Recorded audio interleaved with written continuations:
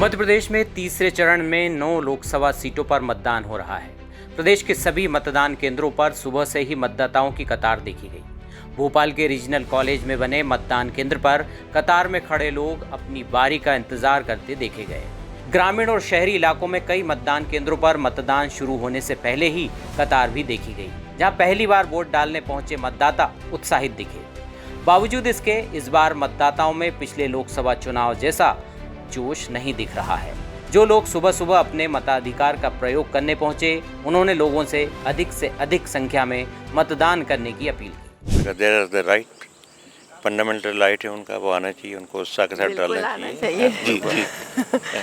और हमें तो बहुत अच्छा लग रहा है, इसलिए अर्ली मॉर्निंग आ गए कि आज मैंने फर्स्ट टाइम वोट डाला है और बहुत ही अच्छी फीलिंग। फर्स्ट टाइम वोट डाला है, बहुत बधाई। लोकसभा के लिए फर्स्ट टाइम वोट डाले तो काफ़ी ऐसे एम्पावरिंग फीलिंग है कि आप अपने नेशन के लिए इतना बड़ा डिसीजन ले रहे हैं।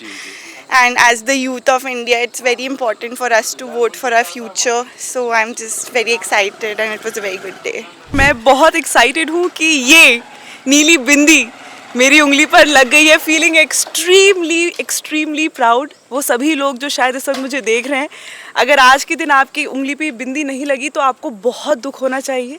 सारे कामों को छोड़कर, सारे बहानों को हटाकर सबसे पहले मतदान कर। मध्य प्रदेश में पिछले 2 चरणों में भी 2019 के आम चुनाव की अपेक्षा मतदान प्रतिशत कम रहा है। जागरूक मतदाता, शिक्षाविद और राजनीति के जानकार मानते हैं कि तीसरे चरण में भी औसत से मतदान प्रतिशत कम ही रहने वाला है।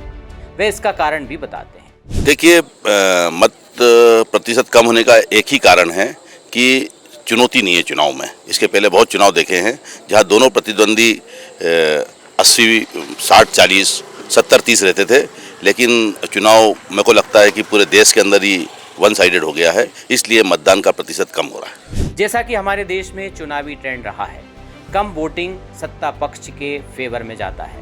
राजनीति के जानकार भी यही मानते हैं कि कम वोटिंग का मतलब विपक्ष का वोटर उत्साहित नहीं है। तो इस ट्रेंड के क्या मायने हैं? क्या मतदाता को रिजल्ट का अनुमान पहले से है? जानकार क्या कहते हैं, सुनिए।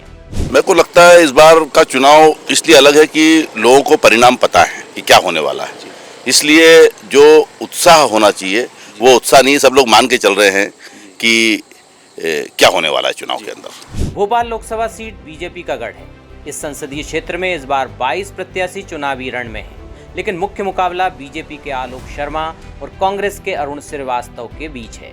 भोपाल में कड़ी सुरक्षा के बीच कुल 2034 पोलिंग बूथों पर वोटिंग हो रही है, जिनमें 111 पिंक बूथ और 70 मॉडल बूथ हैं। मतदाताओं को जागरूक करने 2 महीने पहले से ही चुनाव आयोग कैंपेनिंग कर रहा है। इन तमाम कोशिशों के बाद क्या इस बार पिछले लोकसभा चुनाव के 64% मतदान के मुकाबले अधिक वोटिंग होगी? ये देखने वाली बात है।